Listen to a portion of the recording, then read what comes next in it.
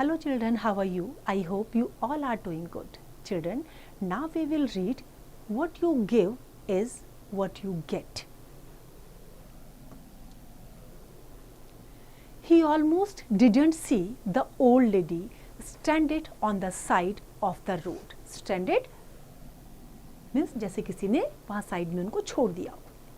But even in the dim light of the sun getting down, he could easily see that very badly she needed help. In no time, he applied the brakes of his car and stepped out.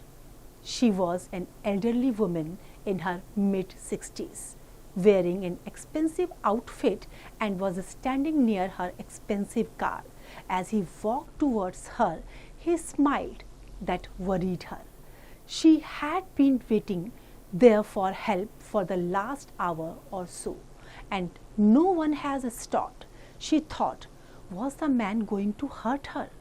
He didn't look safe and sound, but poor and hungry.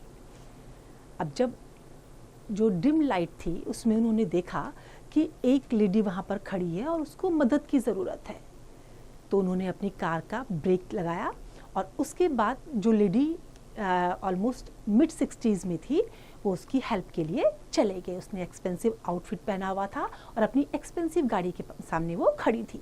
तो जब वो वहाँ पर गई उसकी तरफ को तो वो थोड़ा सा डर गई थी, क्योंकि उनको लगा कि थोड़ा सा चिंता हो गई थी कि कहीं ऐसा ना हो ये उनको हर्ट करे, क्योंकि उससे पहले कोई भी उनकी हेल्प के लिए नहीं आ रहा था.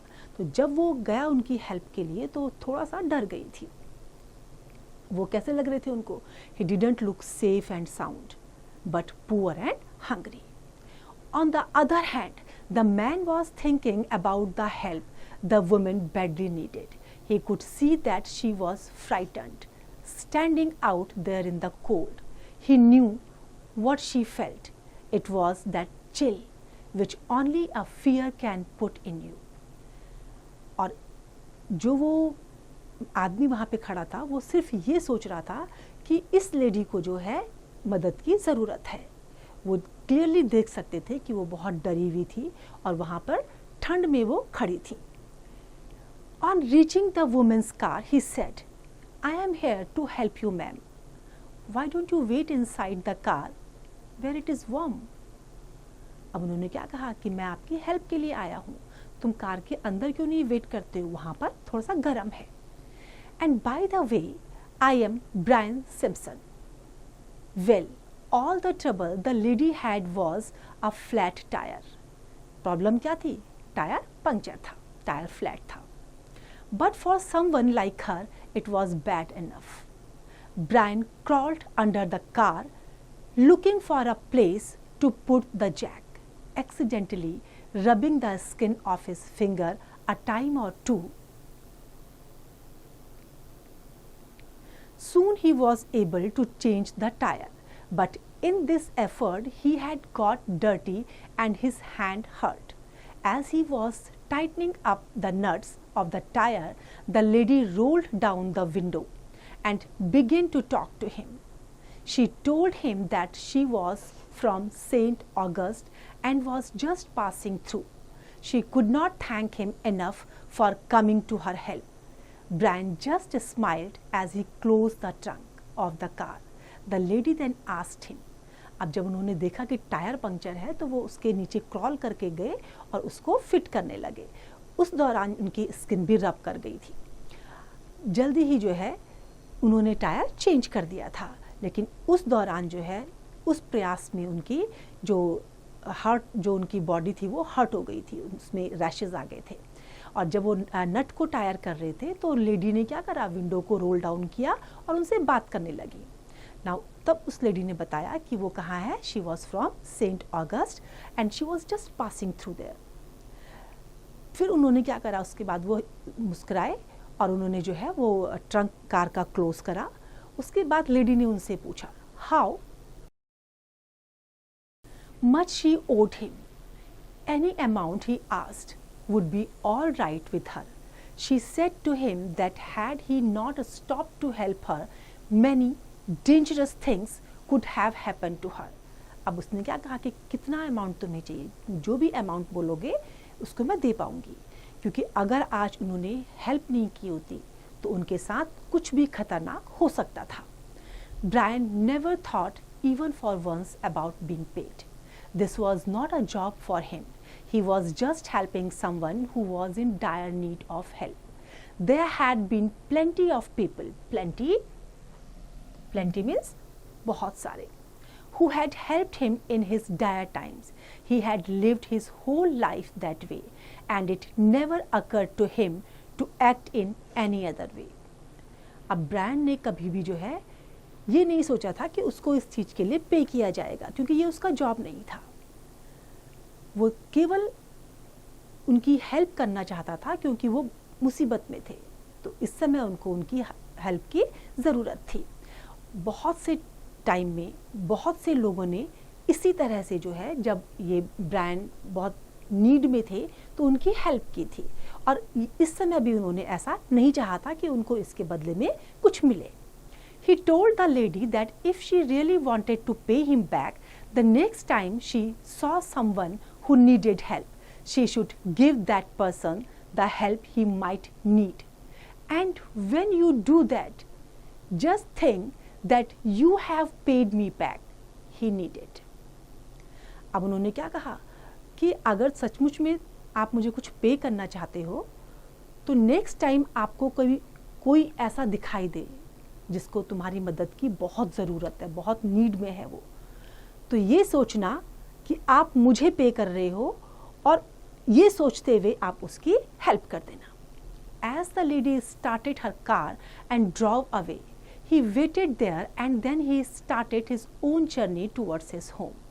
It was a long day, quite cold and dull, but he was feeling good as headed for home, disappearing into the twilight. Disappear होना मीन्स गायब होना. अब उसके बाद जो है कार को ड्राइव करके वो अपने अपने घर चले गए.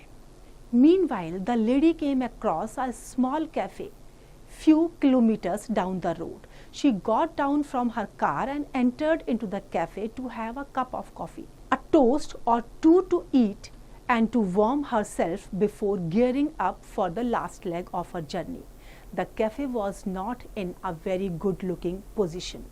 Outside it were two old shops and a rejected petrol pump. It was a strange looking place. अब जब वो आगे जा रही थी तो रास्ते में कुछ ही दूरी पर उनको एक कैफ़े दिखाई दिया. अब उन्होंने क्या सोचा कि वो घर जाने लास्ट अपनी जर्नी कंप्लीट करने से पहले जो है एक कप कॉफ़ी का टोस्ट और उसके साथ में ले लेंगी.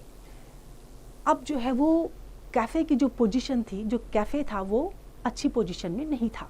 उसके आगे कुछ शॉप्स थी और कुछ एक रिजेक्टेड पेट्रोल पंप था और बड़ा स्ट्रेंज वो जगह नज़र आ रही थी. The waitress came over and brought a clean towel to wipe the lady's wet hair. She had a smile on her face in spite of the fact that for the whole day she had been on her foot. The lady noticed that the waitress was going to have a baby.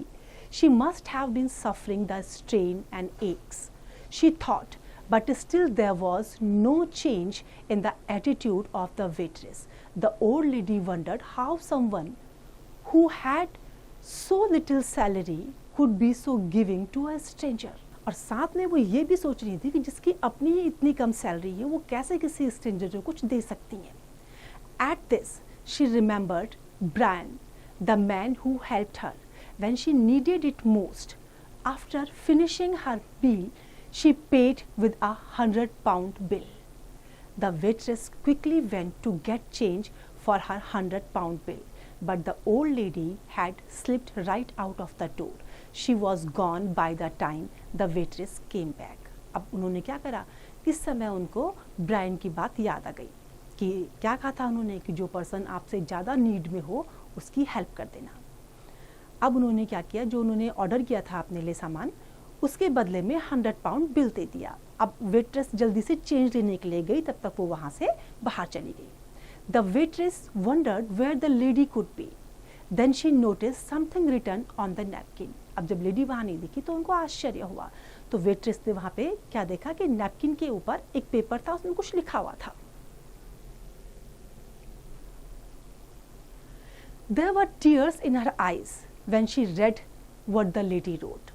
You don't owe me anything. I have been there too.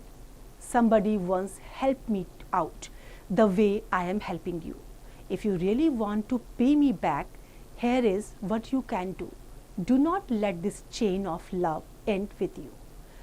अब उसमें क्या लिखा हुआ था कि उनकी आंखों में वहाँ पे उस समय जब उन्होंने वो सब पढ़ा तो उसमें आंसू आ गए.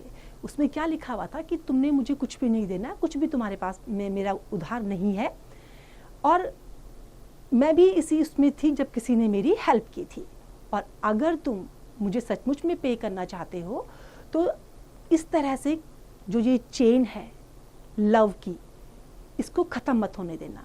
मैंने तुम्हारी हेल्प करी है, तुम आगे किसी और की हेल्प करना. Under the napkin were 4 more 100 pounds bills.